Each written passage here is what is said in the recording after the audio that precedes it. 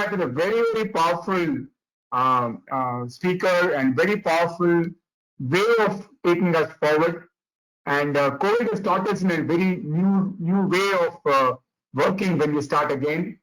And my request to Ira is to definitely take us into clarity in terms of how we'll have this challenge, which is going to be a conflict between protecting cash flow, whether it's going to protect the cash flow for immediate sense or long term, whether long term will be affected because of the current way of protecting the cash flow. A lot of points are there in the mind. A lot of questions will come. I request all the members to put the chat box into the questions, and we'll come to the questions at the end. Once again, thank you very much, Prithvi and other BCSE members committee to organize this. And once again, thank Ira for her. We're waiting for her to give an excellent webinar on this. Over to you. Thank you, Dr. Devarajan. So you're absolutely right. You used the word opportunity. There is always, even in crisis, even in challenges like these, there is opportunity. So, for example, I was just hearing another talk yesterday where somebody mentioned that Alibaba, which is a major e-commerce conglomerate right now, actually started up during the SARS crisis, when people in China started shifting to online shopping. Till then, online shopping had not taken in a big way. In fact, I think many of these things that we are seeing, webinar, the use of tools like Zoom, which, while they were always available, but we also did not use them extensively. So you're absolutely right. There is a lot of opportunity in this area. And I will definitely try to focus today's session on what actions can we take. So I think at the end of every few minutes, let's try and come back and summarize what actions can be taken, because ultimately it is not about going through a training program, but please think about it as we go along the session. Do you have any learning, any key takeaway, any action that you can take in the next 7 days? Please note them down as action points, because that is the only way this session would be effective. Okay, so I'm not able to move the slide. Yeah, it's working now. Okay, so a very quick introduction for those of you who have no exposure to theory of constraints at all. TOC was started by this gentleman called Dr. Eli Goldratt. He was an Israeli. He wrote this. We are not able to see the full screen. Okay, it is full screen for me, and I have done a screen share. You have to put a share screen. Share your. Yeah, I have already done that. Are you not able to see it? No, only BCSE off their images, the videos. All other members have to off the videos.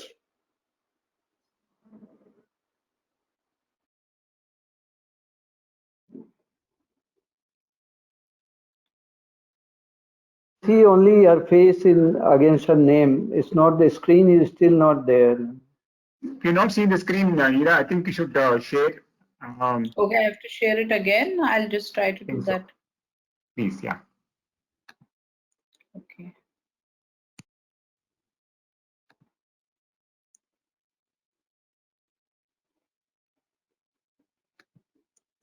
Okay, are you able to see it now?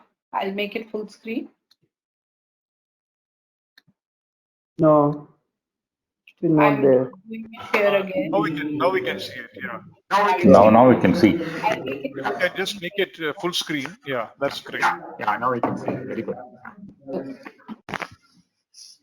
Okay, now okay, so Dr. Goldratt wrote this book called The Goal in 1984, and the book became a bestseller. And that's how this whole constraints as a body of knowledge actually evolved. Okay, can you see it now? Yeah. So that's how TOC as a body of knowledge evolved. In fact, I request all the participants to mute their mic.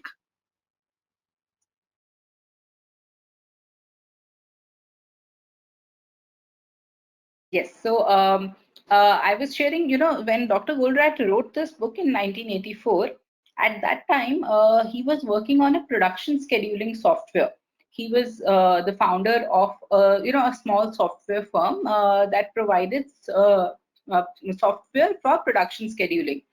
And the software was doing very well. Even back then, it had companies like GE, Philips, Kodak had adopted the software, and it was selling for a good amount, like $1 million in early 80s, which was a fairly good amount.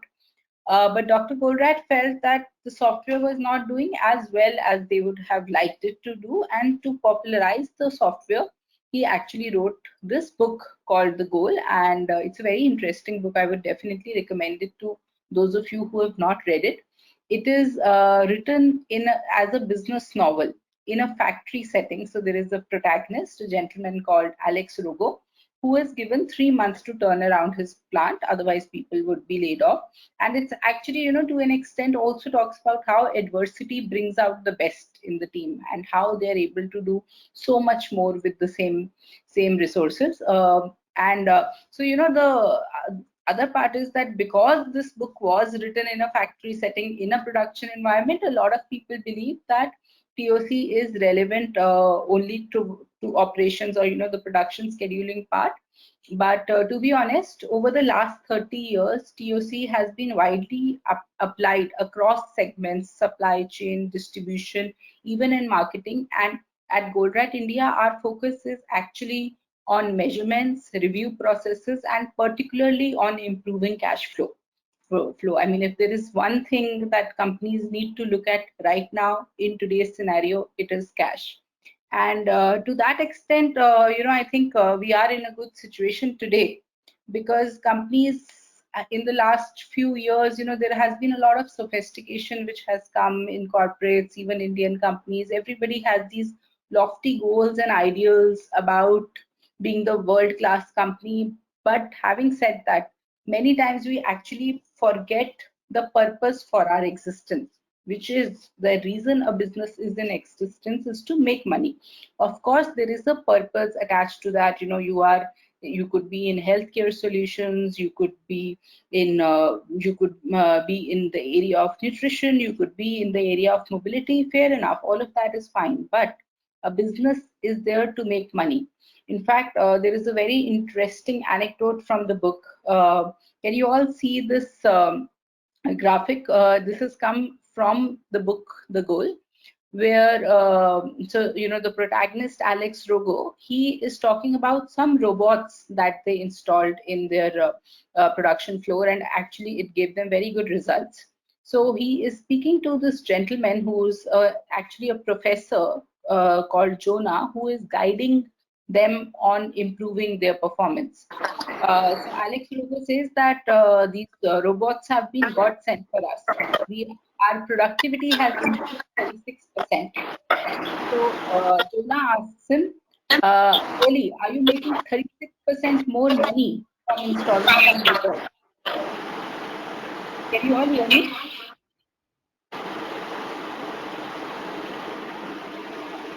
There is some background noise. I request you to be on mute. Yeah. So, so here Jonah says, look, something can be called productive only if it helps you in increasing the goal units of the company. So your robots can be called productive only if they help you make 36% or any other amount, X% more money. And that is the whole premise. So when we usually do this in a live session, which many of you have actually already attended, we actually get into this whole discussion about what is the goal of the company. But today, due to paucity of time, and also since we are in this mode where we cannot be absolutely interactive, so I'm going to just share some of the basics that we talk about, that all the team members must agree on the organizational goal. The goal of any cricket team or football team is always one. What's the goal of you can share through the chat window, please. What is the goal of any cricket team? To win the match. So the same way, even in the company, all of us must agree on the goal, whatever that goal is. If I ask A, B, C, they should all have the same goal. Today we don't see that, and this is one of the areas where we focus, completely in the beginning, and it may take about 2 to 3 months to get alignment of the top team on the goal of the company, one, and second, also on the measurement. How will you know that you are making money?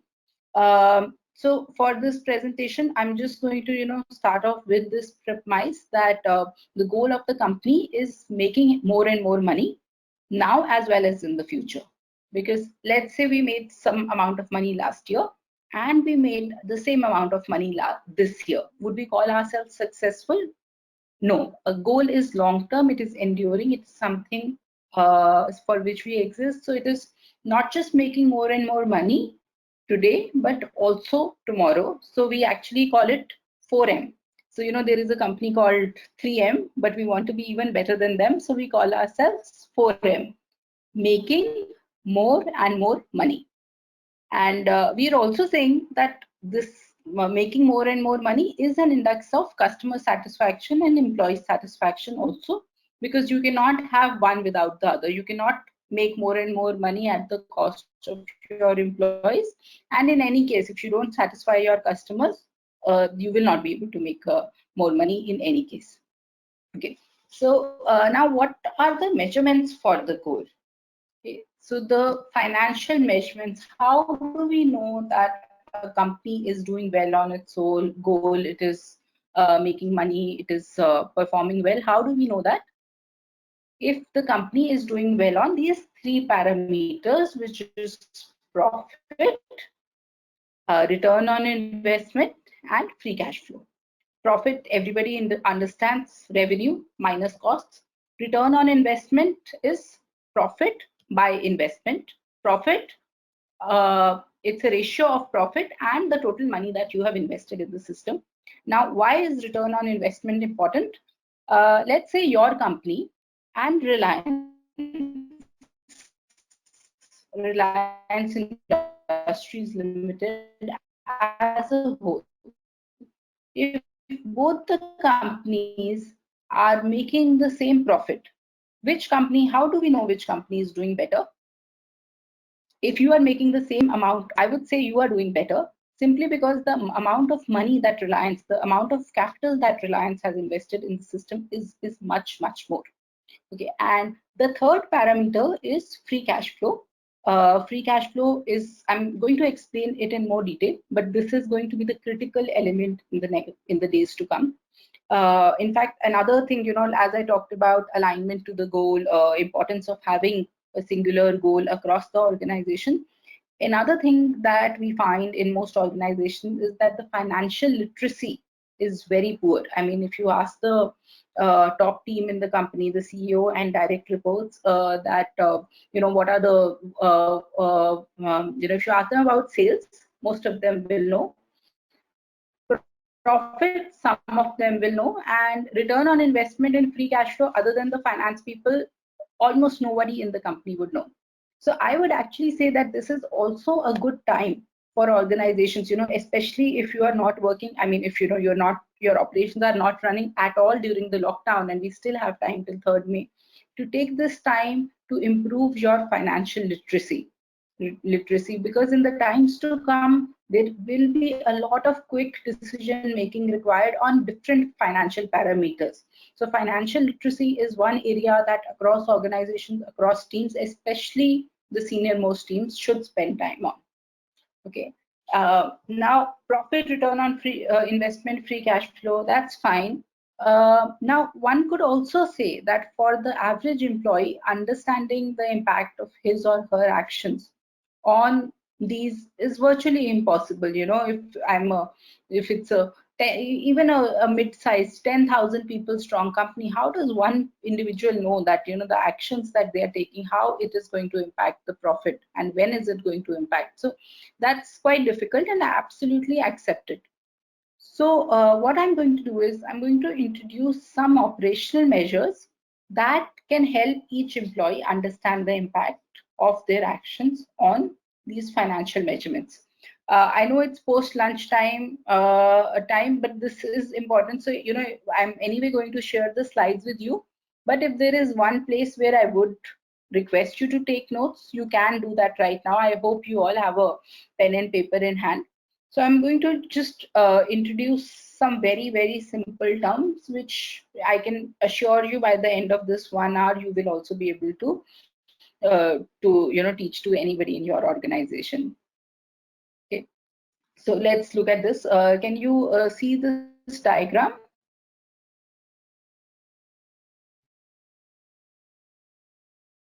Yeah, can you all see it?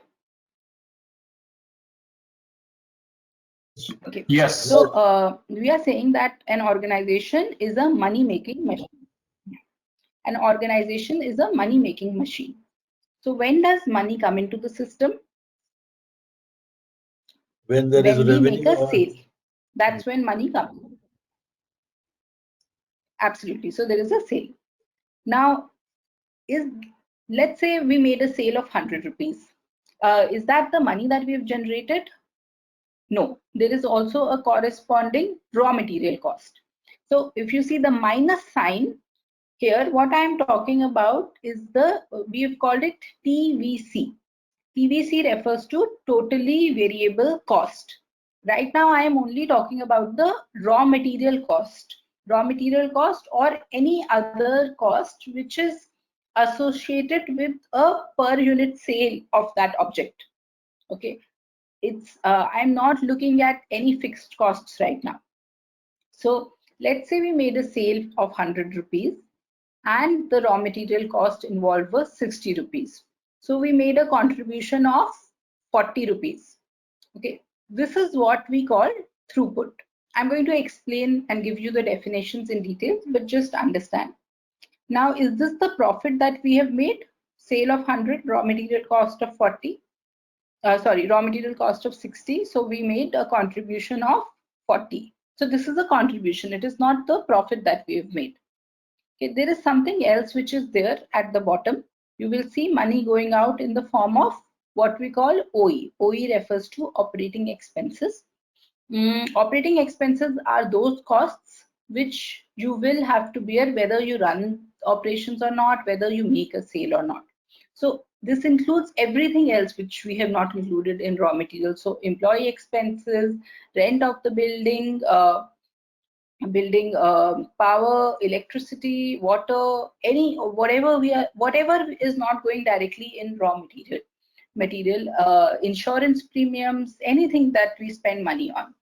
Okay, now let's say during this period when we made a contribution of 40, the operating expenses were 30. So what is the profit that we have made? We made a profit of 10. Okay, now here is the next question. Is this the money that we've made? Yes, this is the profit that we made. Is this the money that we deposit in the bank? So you will see there is another tank at the bottom of this money making machine. We call it I. I stands for not just inventory. I stands for investment. All the money, this is our money, but it is not available with us in liquid form.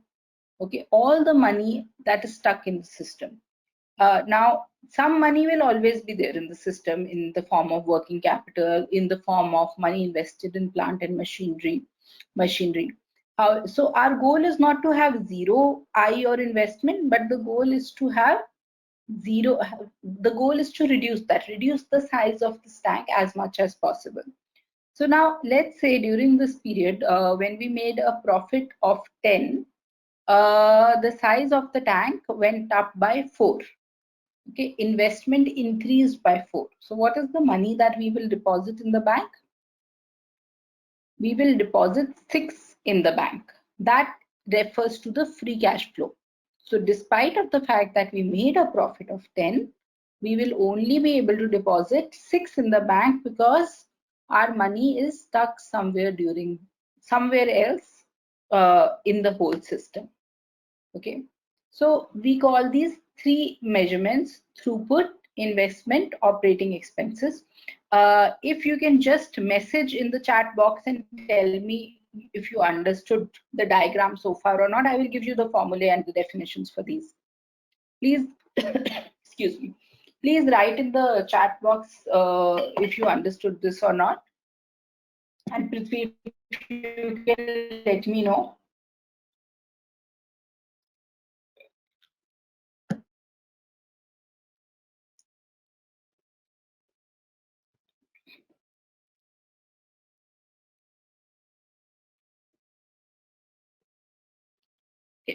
Okay, so we are calling these throughput, investment, operating expense. So the throughput is not the turnaround time. Throughput is not the rate of production.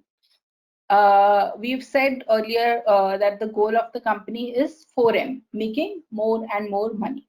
So throughput is the rate at which we are generating money, or the rate at which we are generating gold units. I explained to you earlier. So throughput is similar to contribution. It is similar to contribution, but the only thing is that we will look at it always over a product of time. So throughput for a week. So if there are 3 products, we will look at the total throughput of product A, product B, product C, and look at what is the throughput that we have generated in the week. I'm going to give you an example which will make it much clearer. Okay, and TVC refers to all the costs that would be saved if we sell or produce 1 unit less.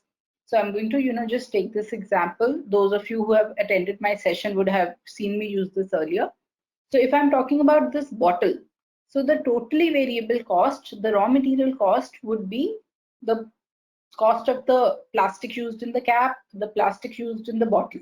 That's all. I'm not going to look at the power cost which was used to create this. Power costs, everything else is going to be a part of the operating expenses. Okay, so throughput is net sales minus TVC, simple. Okay, investment is all the money tied up in the system, which means we say, if just go back to what I said earlier, it is our money, but it is not available with us in liquid form when we need it. And I'll actually, give you an example. One of my family friends, they stay in Sadashiv Nagar. They have a very well running businesses. They're a business family and doing very well. And so he's an architect. So he had done some work for one of his relatives, and the relative did not pay him back money. So, he kept asking him that, look, when are you going to pay? I need the money to run my business. So one day the relative actually shot back at him and said that, what are you talking about? You keep asking for your money. You have a big bungalow in Sadashiv Nagar, and you're after me for a few lakh rupees. So, so he said that, listen, when my children are hungry, I'm not going to sell a brick from my house and actually get them food. To buy food, I need money. So, so what I'm trying to tell you is investment refers to whatever money we have put in the business, but it is not available with us immediately if we need it. Okay, so it includes the money in inventory, in raw material, WIP, finished goods.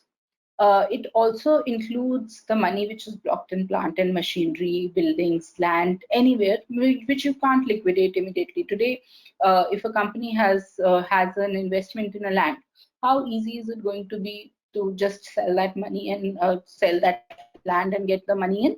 It's going to take a few months at least. Okay, and receivables is the money that our customers owe us. That is also a part of I. Okay, and the third expense we said is operating expense, which is all the money that the organization spends in generating gold units. So we're saying OE is the money that the organization constantly pays, even if production or operations were to stop for a while. Salaries, rent, insurance, all of these expenses are a part of OE. Okay. Now, how do these 3 relate to the metrics that we looked at earlier? Profit, ROI, free cash flow. Profit is throughput minus operating expenses, T minus OE. ROI is profit by I, which is T minus OE by I, and free cash flow is profit minus delta I. So if we increase throughput, if we decrease investment, and if we decrease operating expenses, our profit will go up, return on investment will go up, and free cash flow will go up. Okay. Now, the reason I'm saying this is because in the next few days, as each employee, whether you are a part of supply chain or production, you will have to constantly answer this question, that the actions that I'm taking, how is that going to impact the cash flow of the company? So what I'm going to do is, I have an example here which will actually help you understand these measurements in more detail. What I would request you to do is, I'm not going to go over the example right now. I will be sharing the slides later. Please try this out on your own. The solution is also there, or you can write to me if you need any help. Please try it out on your own so that you are able to test whether, whatever we have discussed, is it relevant to you? Is it making sense or not? So there is an example here which will actually help you understand these. The solution is also there, but please try it on your own first. Okay. Now let's come to what I asked you right in the beginning. The real question is, what do we need to do? Okay, all these measurements are fine, but how am I going to change things when I go back to work after the lockdown, or today while I am working from home, and there is some amount of coordination, some amount of activity happening? What are the things that we can do? So one of the key areas, we talked about that several times, is that a small increase or decrease in cash can make or break the organization, and that's why yes. Is there a question? Yeah, Prithvi, is there a question?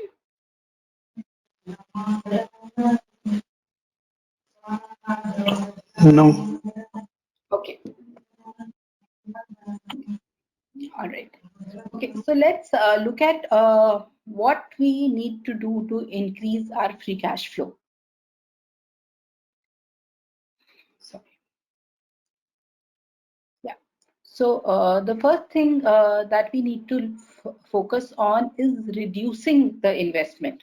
See, today it may not be easy to make a sale because your customers are also in a period of lockdown, or even after the lockdown, it might take them a while to get their production plans going, get the inputs, requirements on inputs. Everybody will be very tight on spending any money. So the one thing which is directly in our control is we can spend time on reducing in investment, that is our money which is stuck in the system. So this refers to money stuck in inventories, all inventories, raw material, WIP, finished goods. Money, any money that we have paid to our vendors. If we are going to cancel the orders, we can try to get the money back. If there is money which our customers have to give us, especially overdue receivables. Are there any people from finance or sales in the session today? Okay, so I'm going to address this to business owners or business owners. Yes. I know many business owners are also there in the session today. So money in receivables. One of the things when we go to any organization to help them improve their cash flow is we look at the money which is stuck in inventories and money which is stuck in receivables. Now, what happens with receivables is many times the understanding of receivables is not very clear. What I mean to say by that is, many times it may seem on paper that some receivables are overdue. But when we talk to the finance people or the sales people and say that, look, why don't you collect this? They would say, no, the customer, there's a dispute with the customer is not going to pay it. It's actually very incredulous, because the sense is that this is a lost cause, don't worry about it, but it is actually the organization's money. So if you are a company that is not able to work during during lockdown, or even if you are working at 50% capacity and people have free time on their hand, please get the sales. This is an action point. Please get the sales team and finance team to work out the list of overdue receivables and say which one is due for collection. Please don't believe that if we go to our customers and ask them money right now, they will not be willing to pay, because overdue payables is your right. It is something that you need to run your business right now. If you don't prioritize that, you can actually land up in a lot of trouble. So please don't assume that because this is a lockdown, because everybody will be tight on cash, nobody will pay our overdue receivables. That is your right. You can actually take them to court if they don't pay that, especially overdue receivables. So please get these teams to reconcile between receivables and between what the finance says, what the sales says, what are the overdue receivables. Try to collect them as soon as possible. Second, the receivables which are due or which are about to become overdue. Receivables are due from the day the invoice is cut. They may become overdue after a period of 30 days or 60 days. Make sure that the teams are in touch with the customer close to the due date and see, because it is not that no disbursements will happen. Some disbursements will happen. So you have to make sure that when the company has some money to pay the vendors, you are first in line. Don't be shy of asking for that money. So this is on receivables. The other side is now on inventories. What can we do to reduce the inventory in raw material first? There is a lot of scope for reducing consumption of raw materials that will impact your throughput directly. Most of the time when we are running at full pace, we don't really have the time to revisit and actually see that what should be our consumption as per the BOM and what is our actual consumption. So please take this time to see how can we reduce consumption, how are we doing in consumption as per the actual bill of material, where can we reduce consumables. And one tip that I'm going to suggest, one way to do this very simply is by reducing the issue from the stores, especially of consumables and wherever possible raw materials also. We find that in many cases, the material is released for a week, it is released for 4 days, 5 days, especially in consumables. Somewhere, the sense is that, do it. If there is a drum that has to be given, give it all in one go. Why can't we reduce the amount of the issue from the stores, because that itself will impact your consumption directly. Okay, I'll give you a very, very simple basic example. I don't know if some of you maybe relate to it. Let's say your consumption of toothpaste, in the entire house, I'm talking about toothpaste, Colgate toothpaste. Let's say there's 5 grams on a daily basis. Okay, now you get a 50-gram tube. So how many days will it last? 10 days. Correct. 5 grams per day, 50 grams, so about 10 days it will last. Now let's say you get a tube of 100 grams. How many days will it last? Will it last for 20 days or less? It will actually last for less than 20 days, because automatically when the size, the SKU or the issue is more, it leads to more wastage. So please try and see where all can we reduce consumption. One way to control that, we call it choke in TOC. Please reduce the issue. If you are not doing any of what I have said, if you are not issuing for 4 or 5 days, if you are only issuing for a day, if you are only issuing for 2 days, please try to bring it down. If you are issuing for 2 days, if you are issuing for 6 shifts, bring that down to 3 shifts, bring that down to 4 shifts. If you are just issuing for 2 shifts, please reduce that to 1 shift. The person in the store is not the constraint. His time, his or her time is not the constraint, but the money, the cash is going to be the constraint. So Don't try to optimize on that, you know, when this fellow is doing, he will do one full drum, he will do one full, I don't know, one full roll, any of that. Please try and see wherever you can reduce the issue. And also, as I mentioned earlier, please look at what should be the use of raw material as per the BOM, as well as the consumables. There's a huge amount of scope in consumables almost across organizations. Okay. The other thing that I have mentioned here, and I'm going to give you an example as we go on, is please try and see how we can reduce the cash to cash cycle time. Cash to cash cycle time, it's very simple. See, it is the time when I put my money in the system. From then I put my money to buy raw material. Then there is obviously a manufacturing lead time. Then the finished goods are ready, and after a while the customer will probably lift it. Okay, and subsequently the customer will pay us. So maybe when I put my money in the system on day one, I'm actually going to get it in day 100 or day 120 or so on and so forth. So this is the cash to cash cycle time. That's the amount of period our money is stuck in the system. This needs to be brought down significantly for two reasons. See, one is when cash is short, it basically what it means is, you know, there may be cases where we have got everything, we've got all the raw materials, but we are just waiting for maybe some packaging material or some small spares, which or some toolings which we need to actually complete the order. So having this liquidity in the system will actually give us an advantage over our competitors. That, and you know, that money you can actually put it in the system again and turn it around. So think about it like a fruit vendor or a vegetable vendor. What do these guys do? In the morning they buy fruit or vegetable from the wholesale market, sell it off by evening, put that money again next morning to buy fruit or vegetables, and then so they basically, it's an upward spiral.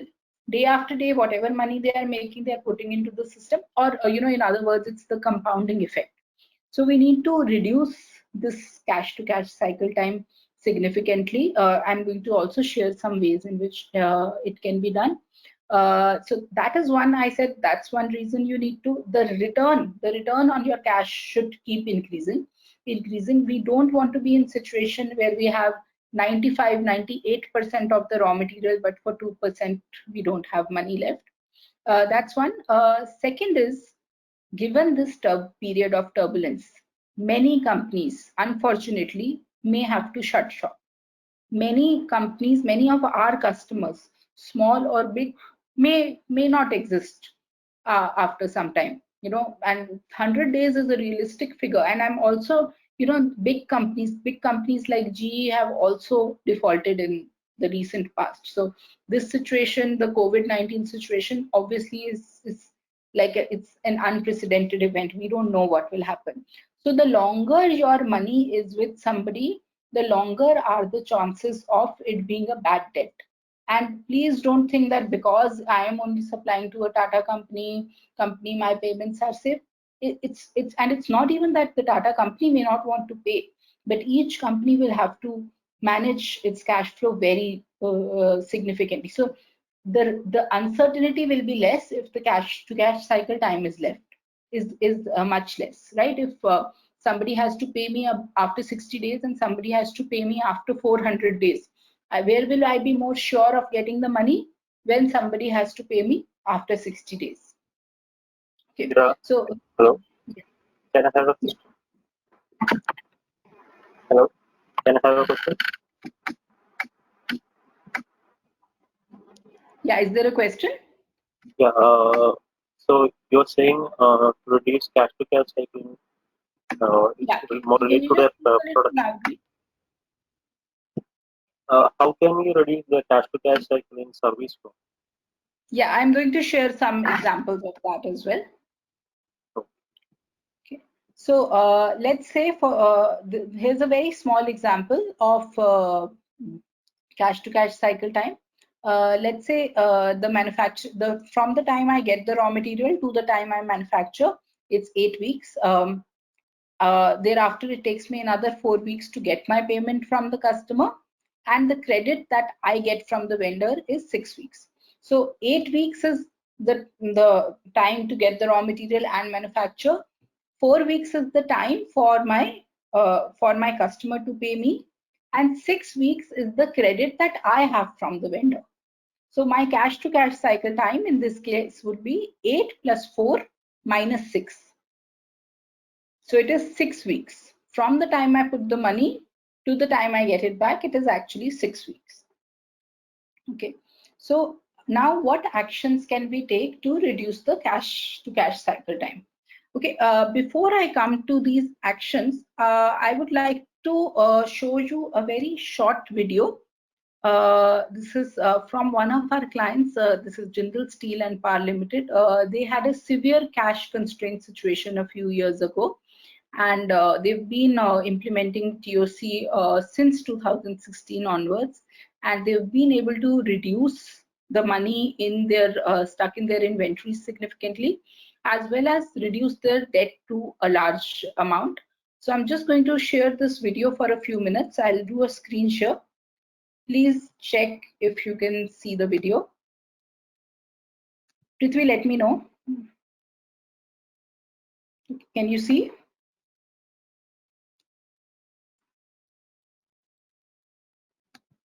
Okay, this is a conversation between Mr. Naveen Jindal. He is in conversation with my father, Mr. Ravi Gilani. I think many of you know him or have attended his sessions. You know, he's just, Mr. Jindal is just talking about the situation that they were in and how, you know, some of these techniques actually helped them. The last quarter has been good for you? Yes, the last quarter has been the best quarter that we've had in the last 3 years, I would say. And thanks to you, thanks to your team, thanks to all of them who have taught us the basic principles of TOC, following them religiously over the last 2 years. And that has really helped us to get these amazing results. I mean, I'd like to understand what was the reason when you started TOC? What were the conditions that prompted you to look at TOC? Mr. Gilani, JSPL used to be the most profitable steel company in the world for its scale of operations. From a period of 2005 to 2009, a 5-year-long period, Boston Consulting Group rated JSPL as the greatest wealth creator in the world across metals and minerals, and second greatest across all the sectors. So from that, from being a very profitable company, and we had huge expansion plans, we were expanding, investing billions of dollars every year. Suddenly in 2014, we had a big shock where the Supreme Court of India cancelled all the coal mines, all the coal blocks that we had based our projects on, not only for us, but for the entire country. And it was a big blow. Not only that, we had to pay almost $1 billion in additional levy. So, and that was a period, 2014, 2015, 2016, which was really challenging for the steel industry. So we got all our coal blocks cancelled.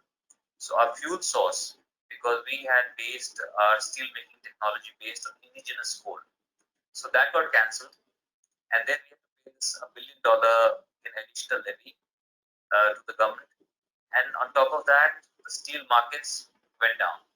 So it was like it was a perfect storm. And from the most profitable company, we started to make huge losses, almost $500 million losses every year. So then just a matter of chance that I was sitting with a lady on way to Mumbai, and she started talking to me, I asked her what her husband does, and she spoke to me about TOC. And what she explained to me about TOC made a lot of sense to me.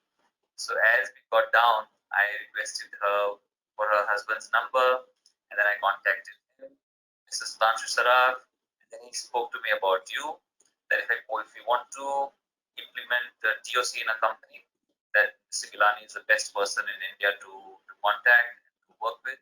And that's when we invited you to our office, and we discussed. And I think since then we never looked back. It's been extremely interesting to interact with you get all the training that you did, where we involved each and every one, from starting with watching the video, the goal, and reading all those books on TOC. It has been hugely motivational, it has been inspiring, and the results that we got. And I'm very proud to say that JSPL now is the only turnaround story amongst all the major steel companies in India. Unfortunately, in India, only 3 large steel companies remain solvent. The rest, all the large steel companies have become insolvent. So the ones JSW Steel and Tata Steel, they were already doing very well. But JSPL was really doldrums, I would say. It was a touch and go case. And only by implementing TOC, all your weekly reviews, focus, because in a steel company, we're always too focused on tons per day, tons per month, the hockey stick effect, and basically concentrating on the price, NSR, not really cash velocity. So what you taught us to focus on cash velocity, on cash score, on weekly reviews, B2B, better than before. So every week that we must do better than the last week. So all these principles. And I know there used to be lots of people who used to be pretty upset also, because when constantly every week they were sometimes pulled up for these things. But it did bring in a lot of discipline. Earlier times, we didn't used to sometimes care about the inventory. We had sometimes too much of raw material, or sometimes had too much of finished goods.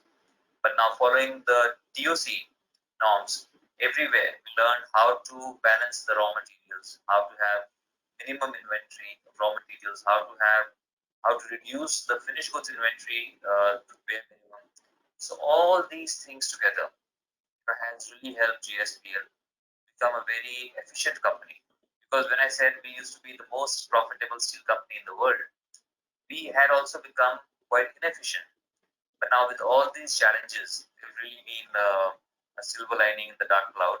And thanks to you, your commitment to TOC, and with the passion that you, along with your team, implemented the TOC in our company, and all our colleagues, thousands of them at JSPL, they were all hugely inspired by you and worked with you to make it happen in JSPL.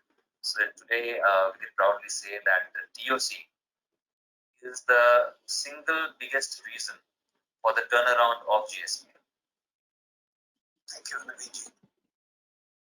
Okay, I'm just going to pause this. I don't know how well you have been able to hear it. What I'm going to do is when I share the slides with Prithvi, I will also share the link so that you can actually see and take some learnings. See, for me, the biggest takeaway, what he's saying is that when we were profitable, we also became very inefficient. We started, using a lot of raw material, and just being in this situation of adversity for whatever reason, they were actually able to pull themselves up in so many areas, and they have emerged a much stronger organization at the end of it. So, now how do we reduce inventories of WIP, finished goods, and raw material? See, one way to do that is whenever you end up purchasing more inventory, there are 2 things that happen. One is a lot of cash gets blocked in the system, so we don't want to do that. Even if that, many times, because we always ask the purchase people.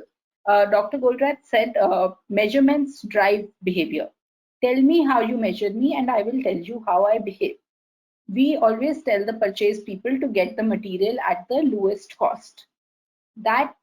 Now, in order to get the material at the lowest cost, obviously they need to go for for a high volume. Now, that is something that we need to, despite the fact that we are trying to reduce costs, we need to resist the temptation of getting large amount of raw material, a large volume of raw material at a low cost, because that much amount of money will get stuck in the system. That is one. And second, when you will have more material in the system, automatically it will get consumed. We already talked about that. There could be obsolescence, there could be spillage, and more than anything else, the markets are really changing. you may not need the same raw material in times to come. So the market, the product mix are likely to change. Customers that have given you long forecasts for the next 6 to 12 months, they might not even lift. So you may have to actually change the product mix in the time to come. So please do not purchase more raw material than immediate requirement, despite of the fact that you may be getting a volume discount. So what should the purchase people look for? Now, doesn't mean that the purchase person will not have any metric. Their metric will be to focus on a term. You can see a term here called full kit. Full kit means that whenever they are getting material in, they have to get it for a particular product or an SKU or a dispatchable customer order. It should not happen that we have feast of one raw material and famine of other raw material.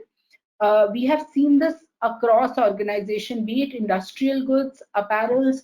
So many times the bulk of the raw material is there, but towards the end we are waiting for something as banal as packaging, cartons, buttons, labels, nameplates. Don't let that happen, because it's like, you know, you have put majority of your money in something, but you can't encash it for the want of something small. You know, one very basic example for this is like, you know, you're ready to eat your food, everything is there, but you don't have money to purchase salt. That happens with organizations. Please make sure it doesn't happen with you in this situation.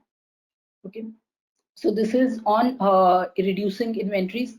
There are more things that can be done. That's not entirely our focus today, you know, in terms of reducing manufacturing lead time. Now, again, you know, if you are operating at 50% capacity or less, there is absolutely no harm in increasing the number of lines that are working on a particular product.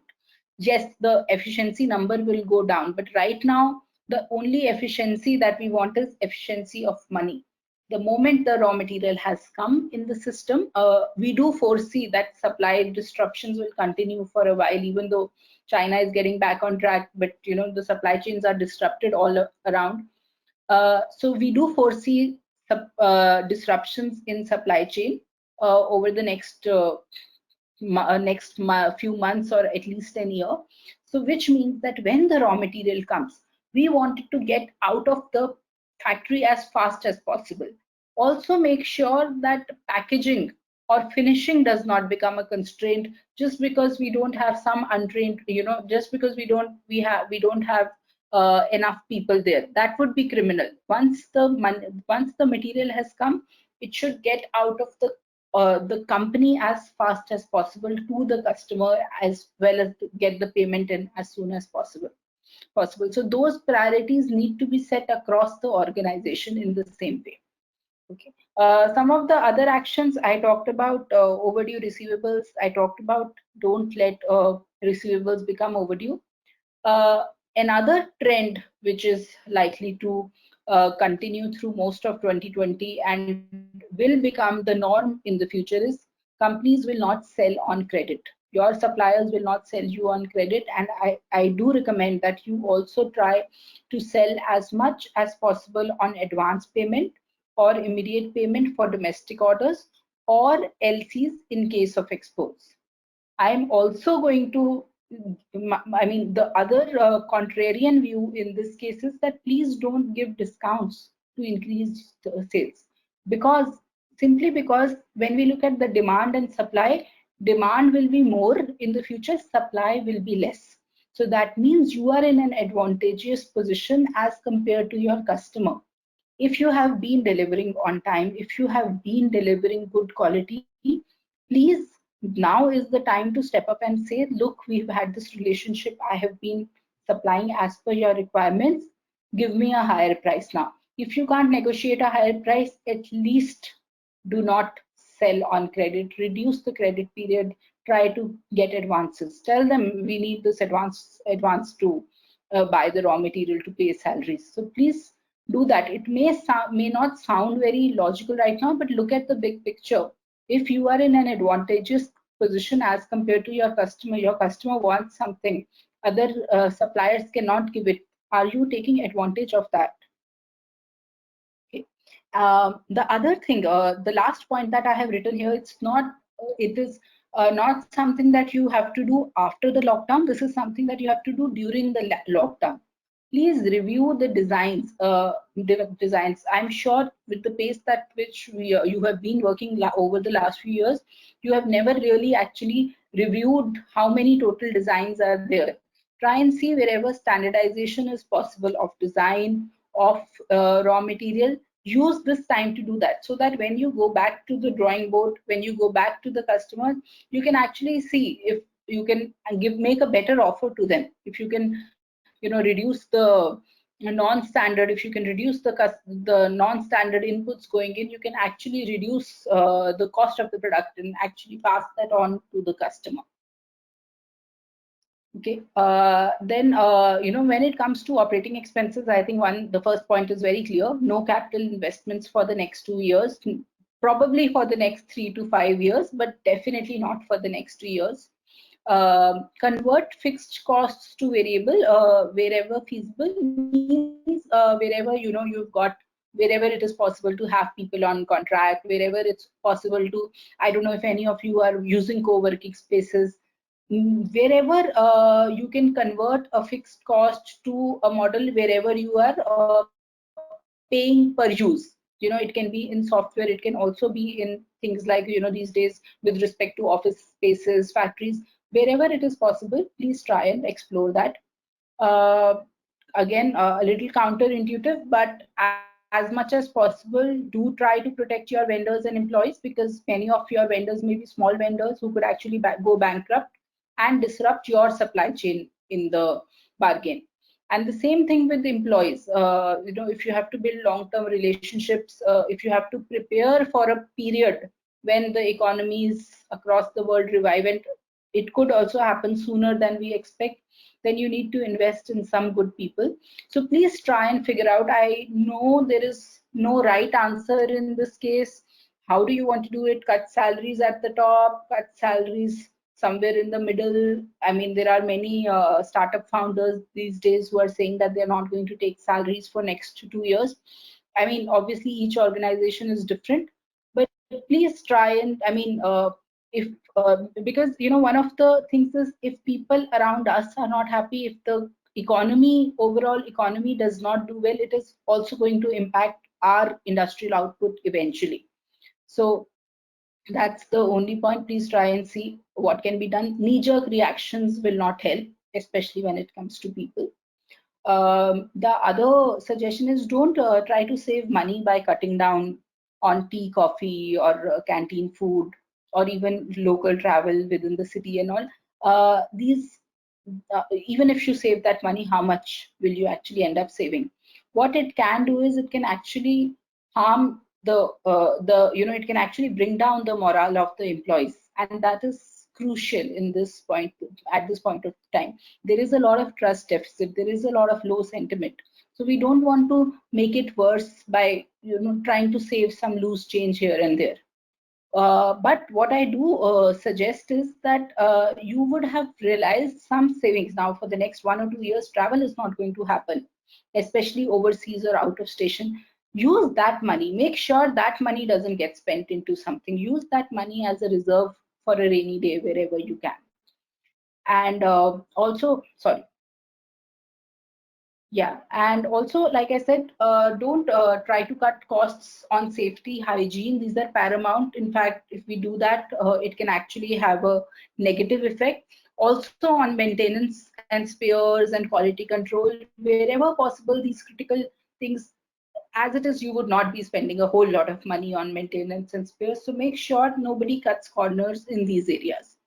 If you have to cut the costs, do that by reducing the raw material input. That is one area where you can reduce costs. But to be honest, in this whole thing, more than operating expenses, what you will need to do is reduce investment, reduce the money stuck in eye, reduce the cash to cash cycle time. That is more important, because like I said, the demand will be there, things will come back to normal. So what is important is that whatever amount of money is there in the system, how do you rotate that much faster to generate an upward spiral? Okay. Now, we've talked about many things. When it comes to constraint, a lot of people say, this is very topical, theory of constraints. Look, we have so many constraints around us today. So one thing which I want to tell you is that when we talk about a constraint in theory of constraints, we are not just talking about, this is also a problem. There is a constraint in supply also. Manpower is also an issue. Operations is also an issue. Our people are, quality is also an issue. Constraints is not, it's not a laundry list of obstacles. When we talk about a constraint here, I am talking about that one thing. If I improve that one thing, the performance of the system will improve significantly. Now, most manufacturing organizations, when we talk to them, especially in the past, typically the sense is that operations, my manufacturing capability is my constraint. If we are able to produce faster, if we are able to increase our productivity, we will make more money. Now, and of course, those of you who are familiar with TOC know that we have significant, TOC can help you in reducing lead time significantly, through the production scheduling solution. But at this point of time, we don't expect the constraint to be in operations. Even after the lockdown, how many of us actually expect to operate our factories at 100%? You will not be able to do that simply because you may have a constraint in supply. Even logistics could be a constraint. So please just take a minute to appreciate that when I talk about constraint here, I'm talking about that one thing, that if you improve that, the performance of the organization, or how do I define performance of the organization? 4M. 4M will go up significantly. So if I could have a little more raw material, my performance goes up significantly. If I could have a little more cash also in some cases, if I could have a little more cash, I can use that to purchase raw material, produce, sell, increase. So that one thing. Now, if you already have enough raw material, cash is probably not going to help you. Or if you have raw material, you have cash, but you don't have people, it's not going to, the raw material, the cash is not going to help you, unless of course you use that cash to get people in a short period of time. Okay, so constraint is not a negative word. It is something which will exist. There is always something that will prevent you from making more money. Even the most profitable company in the world, say a company like Apple, their profits are finite. It's not an infinite number. So a constraint it's not something that we don't want to talk about. We cannot wish it away. It is something which is there. It is not a negative word. It is a fact of life. Your output, the money that you make, will be determined by the constraint, whether you acknowledge it or not. Okay. The only thing is that if you are aware of the constraint, you can take actions accordingly. Okay. So what we, I'm just going to come to this. Dr. Devarajan mentioned it in the beginning, TOC's 5 focusing steps. And that is really what the world needs right now. We need one thing, which is focus. We need to decide on our goal, understand what is preventing us from getting more of the goal units, which is making money, and then use something called the 5 focusing steps. Okay, sorry. Now, the first step is, we've already talked about it. What is the goal? How will you measure the goal? Obviously, now the first step is to identify the constraint. Okay, what is your goal? What is preventing you from getting more of your? The second step is to exploit the constraint. Now let's assume for a minute that the constraint is in operations. There is a particular machine or a bottleneck which is our constraint. So what actions will we take to exploit the constraint? We will spend time, we will make sure that the constraint is always manned. We will make sure that it has the right raw material. We will make sure that even during lunchtime, somebody is operating the machine, the bottleneck. So we'll have staggered lunch breaks. What else? We can have more than one person trained to work on this bottleneck, because when the bottleneck is not producing, nobody in the company is producing. Okay. So identification and then exploitation. These are the first two steps. I am just giving operations or a physical bottleneck as an example. At least for the next medium term, we don't expect capacity, machine capacity to be a bottleneck. It may be there in some cases, but by and large, no. Now, step 3 is, now that you have found a way to exploit the constraint, subordinate all policies, decisions, and procedures to exploiting the constraint. This is a little difficult to do, because what we are saying is that if there is a constraint, like now let's say there is a bottleneck machine, we are telling the others that you have to supply as per what the bottleneck wants. How easy is it to do that? How easy is it for us to change our way of working for somebody else? And I also want to point out here that when I say subordinate here, or subordinating to the constraint doesn't mean weak link. It could be your most precious resource also. So for example, just to give you an example of subordinate, what happens in an hospital, in an operating room? When the surgeon comes, is the staff already ready with the patient and everything? Right, they've already done a workup, the nurses are there, the anesthetist, whoever, everybody is already there for the surgeon. So that, because the surgeon is the most precious resource, the moment surgeon comes, he should just put the scalpel and start the surgery. Now, wouldn't it be a tragedy if the surgeon came and people were not ready? So that is the meaning of subordination. So please remember the surgeon example.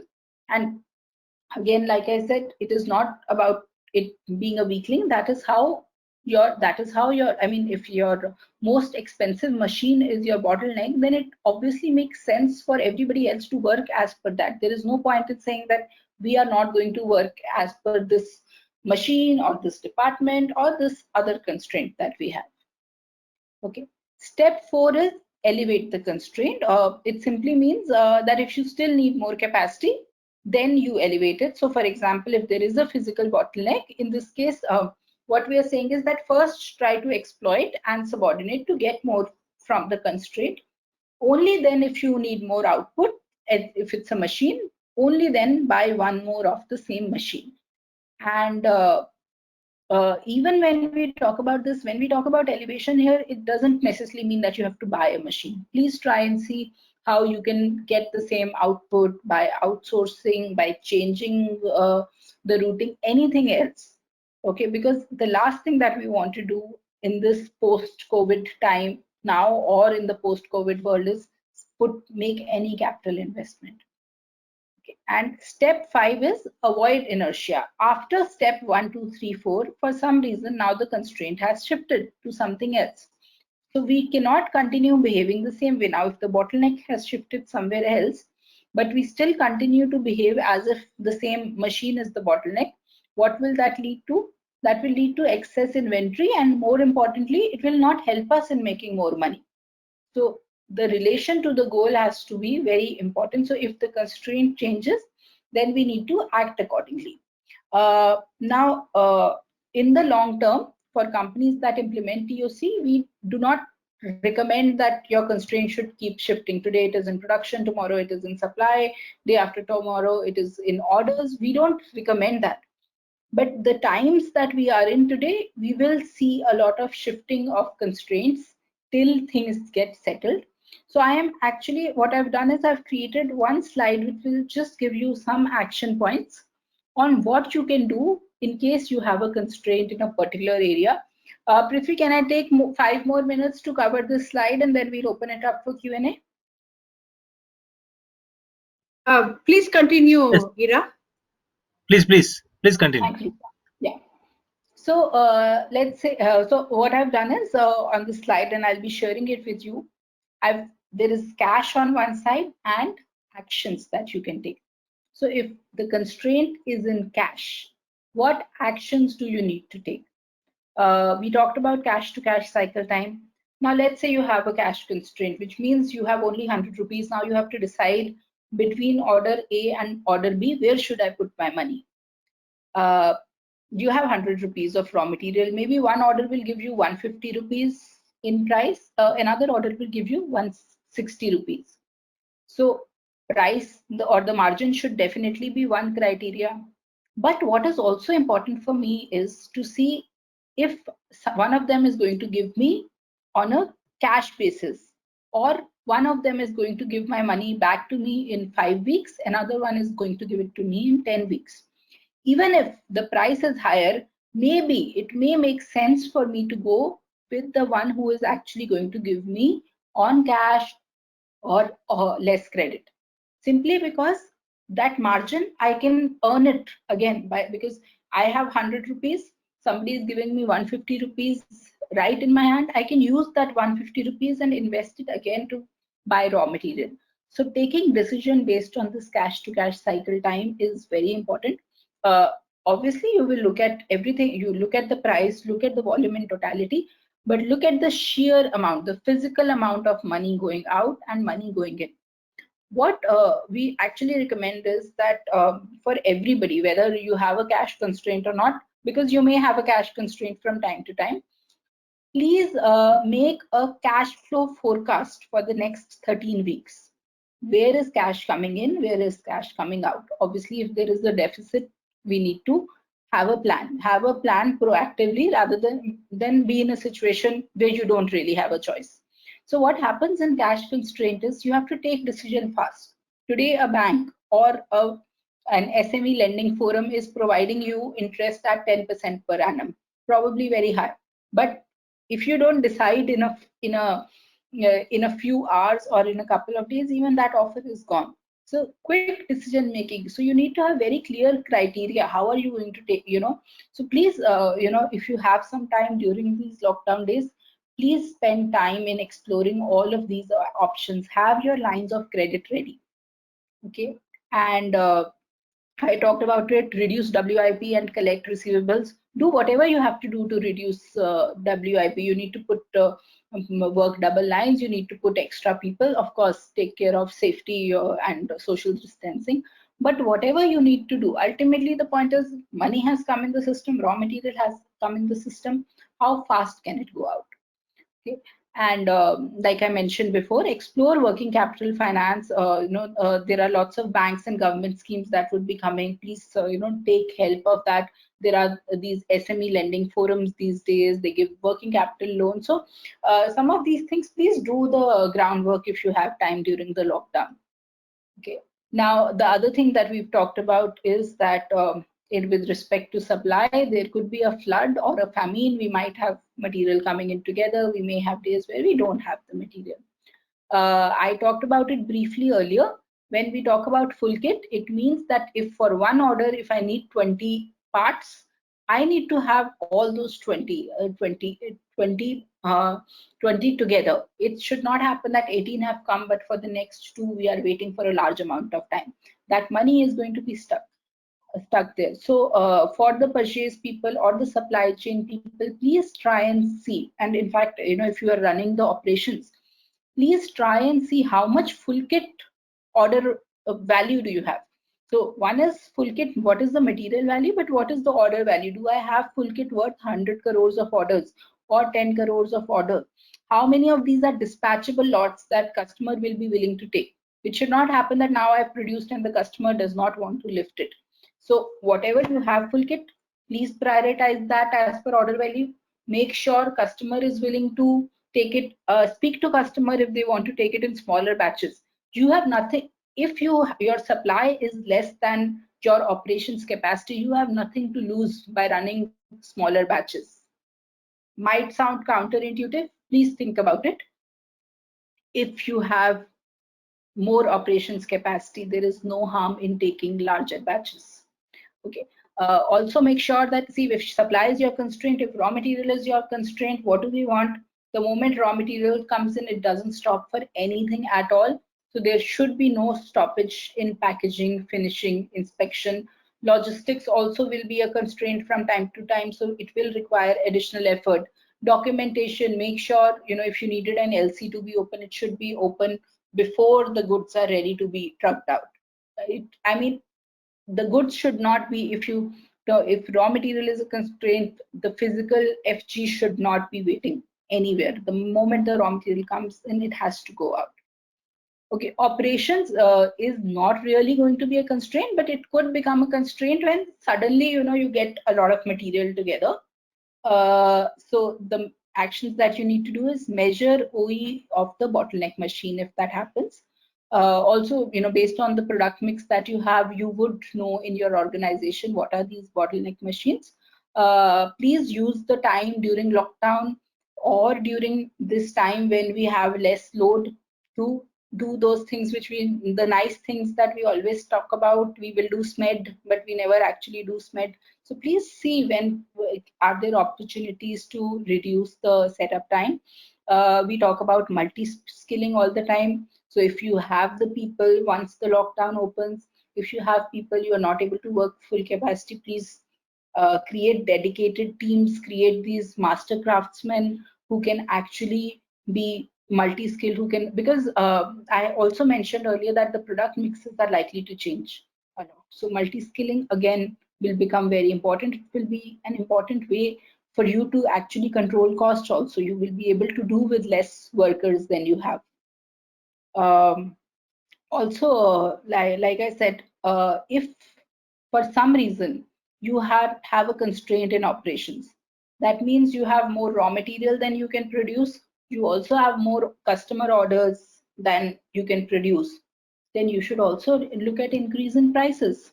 If the supply is less than the demand, then we should increase prices.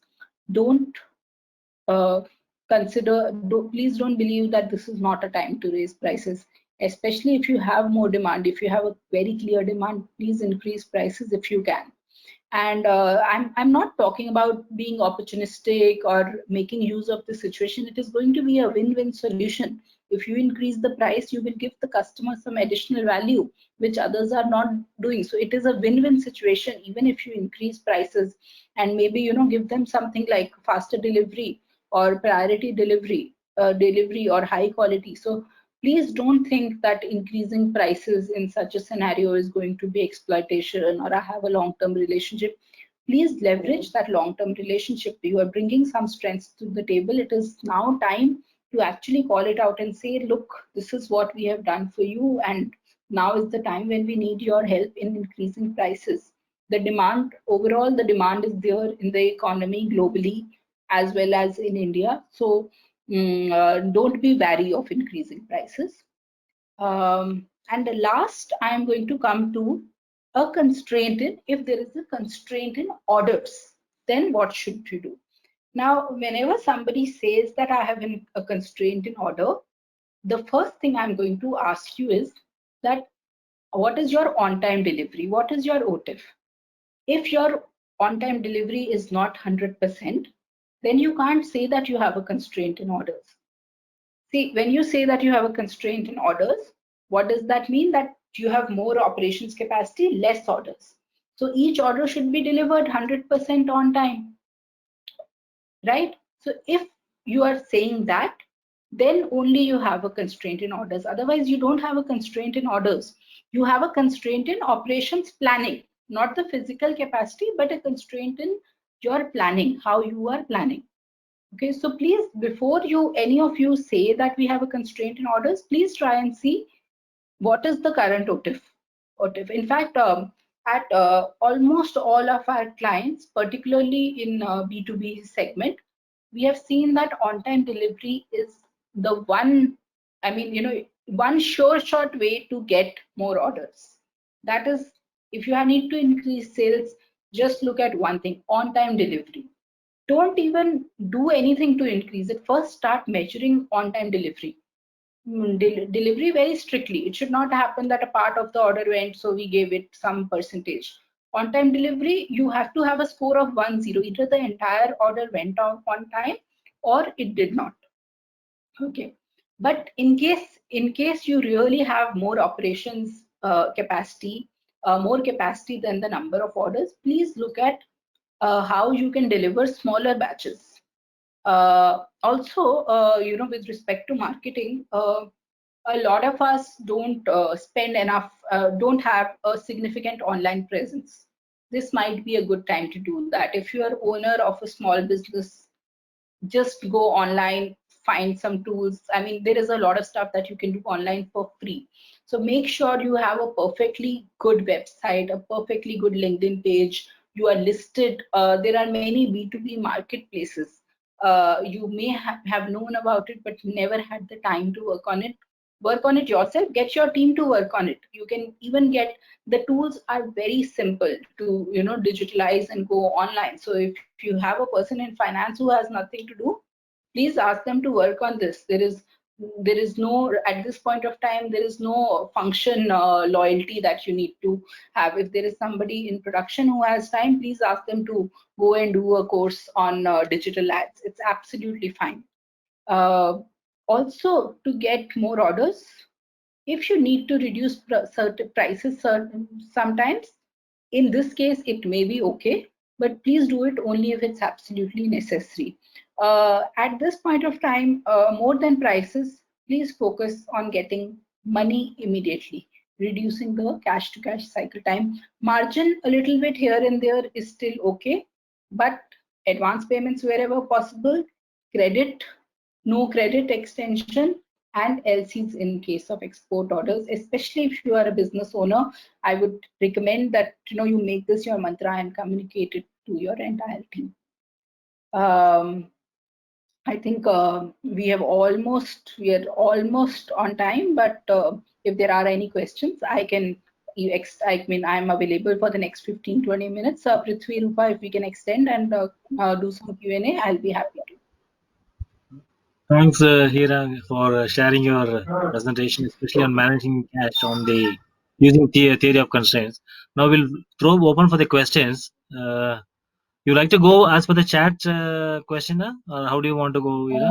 Yeah, if you have a few questions already listed, I can start looking at them. Somehow, it's not coming up. I'm not able to see the chat. So if you can just pose the questions, it will be better.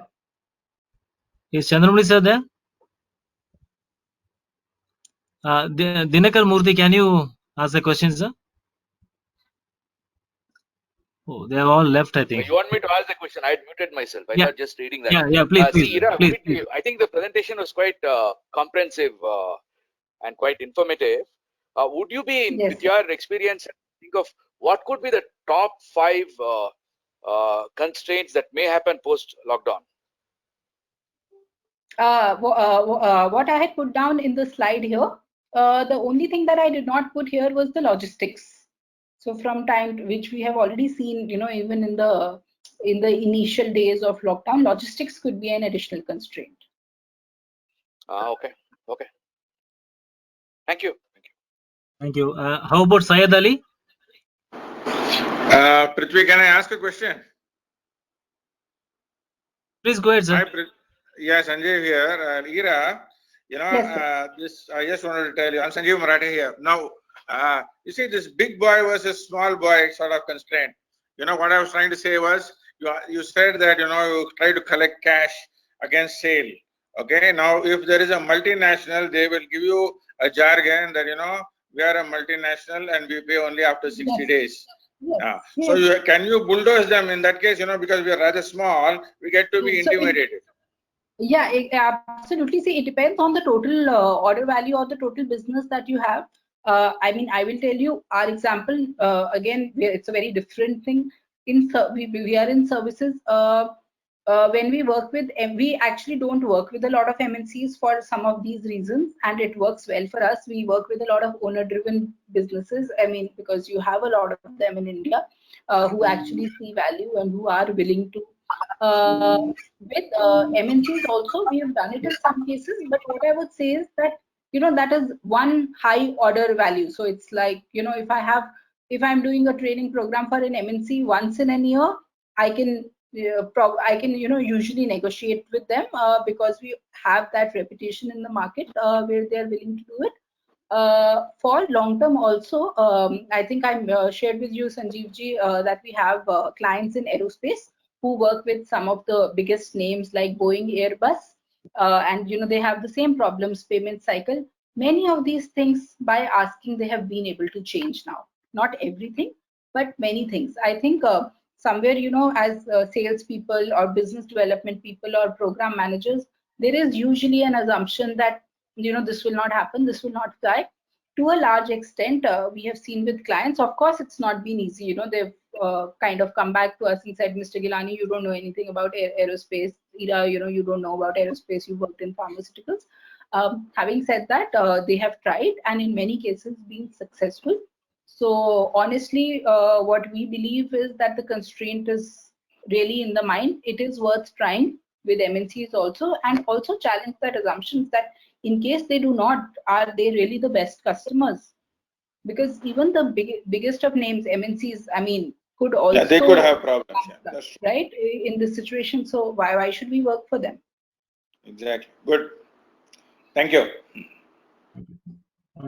Now can we hear from Manikandan? Manikandan, can you share the question? Yeah, my question is, I talk about travel, tourism, and the aerospace industry. Now aircrafts are not flying now. So in future, we expect we will have the impact of COVID-19 for next 6 to 12 months. Okay, here constraint is not within the organization. We really don't know how we are going to come out of this situation. True. So so in fact, airlines is probably the worst hit sector, and obviously not just services, but also I mean, I know you were with Rolls-Royce, also the manufacturers as well as the OEMs. It is going to impact. So I think what is expected in the next few days is that airlines will receive some regulatory, some government support also. There will be consolidation that will invariably happen. And honestly, I can't really say for the big companies, the likes of Rolls-Royce or Airbus or Boeing. But if somebody here is in a business, if you are supplying, if you are an OEM, or if you are supplying to these companies, please understand for sure that you are in the business of making money. You are in the business of 4M, not just aerospace. So please see what are your strengths. If especially if you are supplying to aerospace, you would have certain strengths and other you can also supply similar products to ancillary industries, because you have some strengths, in your manufacturing, in your machining, all of these areas. So please also use this time to have a plan B. In fact, one of the suggestions is that every company should have 2 teams. One will work on the immediate requirements or current business, also have a dedicated team B, which will work on the future. That if we forecast that the demand is going to be less in this area, what other products or services can we sell? Okay. Thanks, Ira. Thanks. Now can we hear from Mr. Prasad?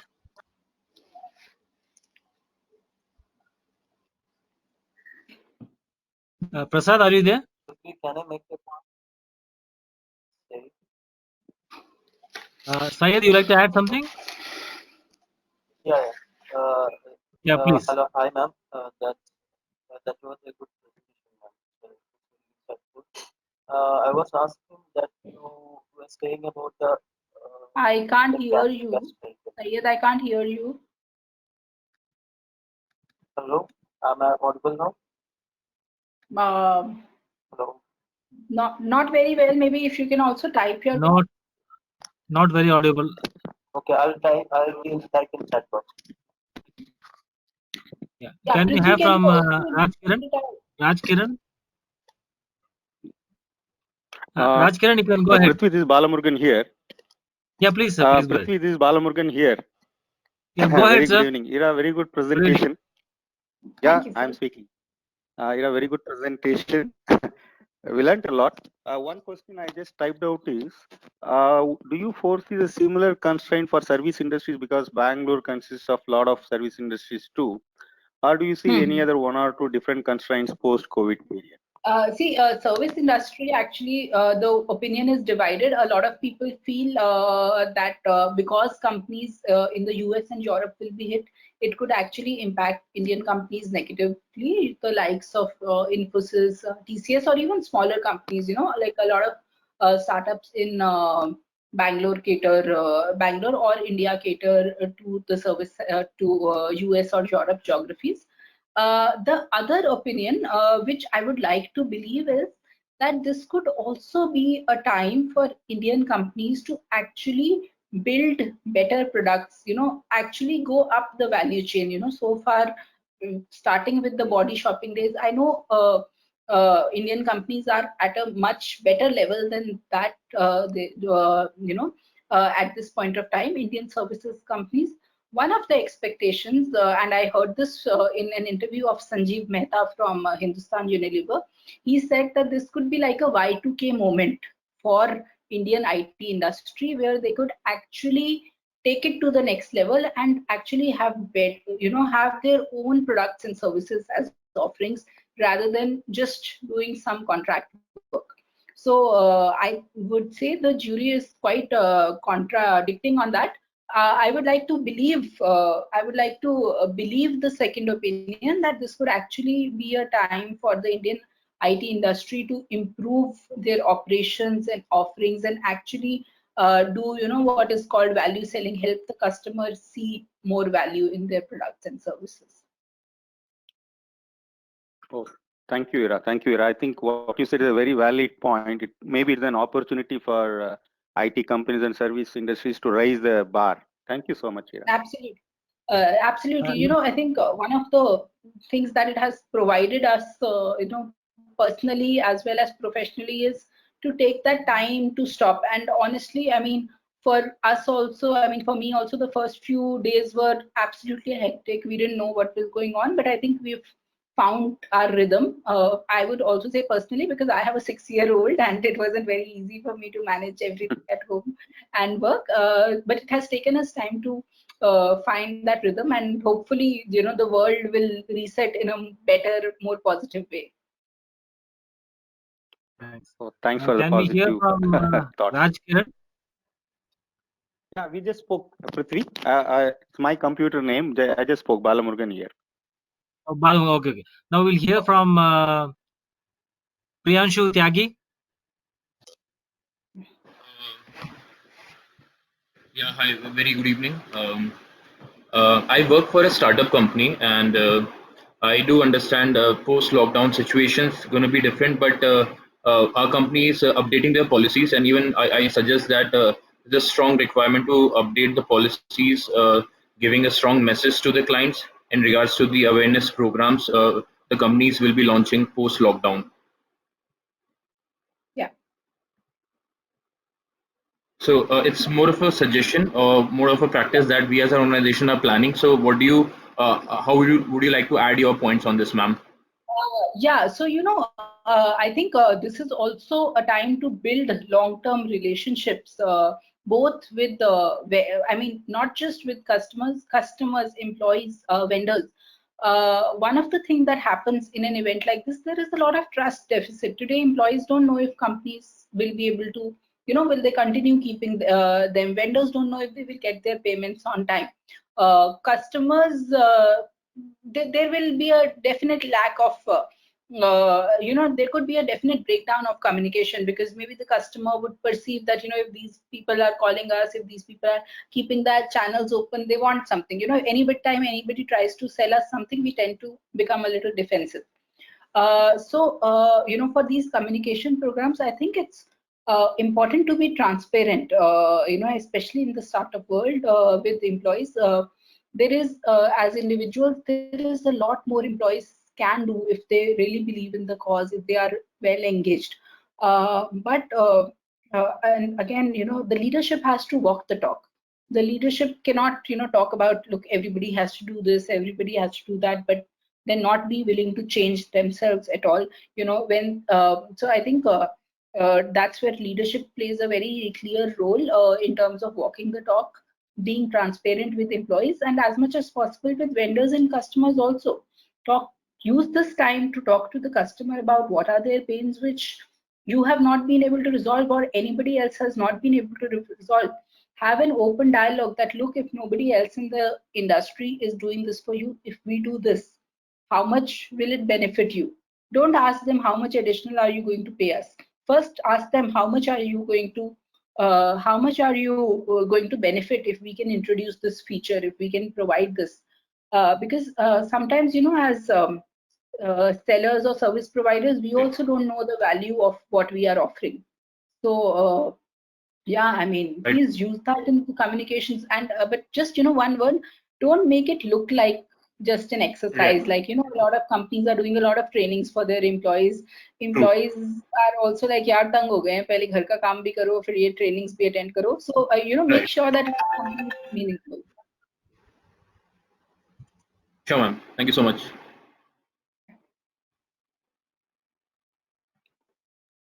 Now can we hear from Raju Gundala? Raju, can we hear from you on the e-commerce query you had? Hear me? Hello, can you hear me? Hello? Yes, Raju. Can you hear Yeah. me? Yes, Okay. yes. Thank you, madam. Thank you. Fantastic presentation. We really appreciate your presentation. One question is actually related to e-commerce. Like in e-commerce scenario, like you are connected to manufacturing, you are connected to a logistics company, and you are having a customers. Like all these three things are connected. Yeah. So how you adopt TOC in exclusively e-commerce environment?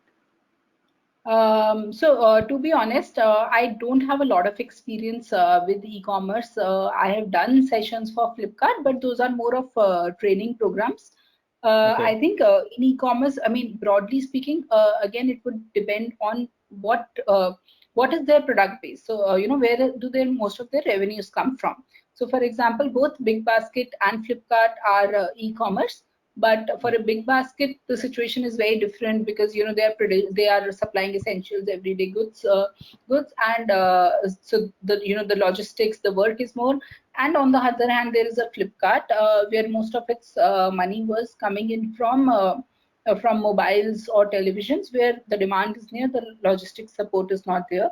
So it would depend very much on the product mix where majority of their revenues come from.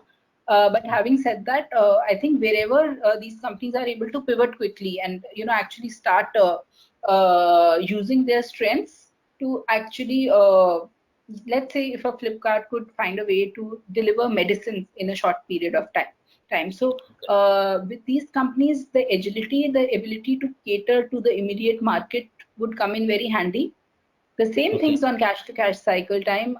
If they have a lot of money stuck in inventories, these companies follow different models, marketplace models, where they actually don't put money on the inventory belongs to the seller. So it would really depend a lot on the mix that they have. So the situation could be very different for a big basket or in e-commerce. A generic answer would be that their ability to recognize their strengths and pivot quickly. So for example, CureFit, I'm sure many of you are aware of the app and actually using it. They have started delivering groceries. Okay. Till now, I have not heard of Flipkart delivering groceries. I don't know if they are doing. Uber is delivering groceries in the US. So at least in the medium term, the objective is to survive. So a broad answer is that the more agile or the more flexible they are, the sooner they are able to pivot. Long term, it's also a very dynamic industry. It's really not easy to say, and to be honest, I don't even have the expertise to comment on it. Oh, okay. Thank you, madam. Thank you so much. Thank you. Can we have one last question from Sudhindra from TCAP? Sudhindra can ask a question.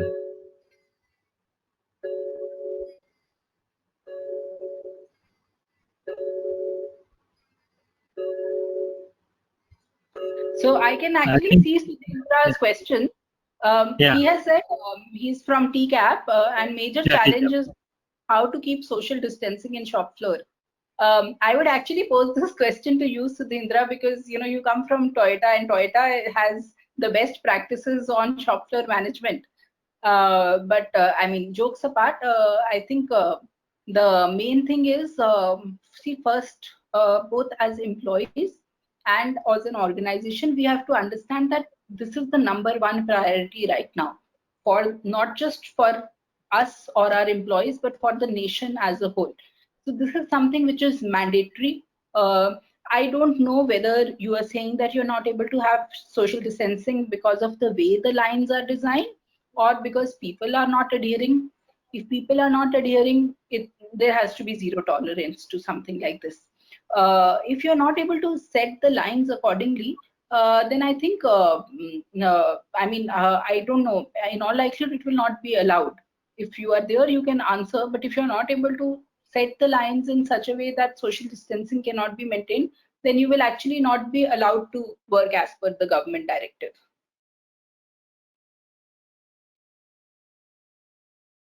I think he's not online, but I mean, my simple answer would be zero tolerance.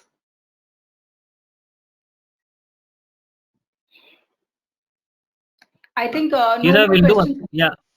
We will sum it up. I will request Mr. Prakash G, who is the co-chair for the Manufacturing Expert Committee, to kindly sum it up, sir. Prakash, sir. Hello, can you hear me? Good evening. Yeah, we can hear you, sir.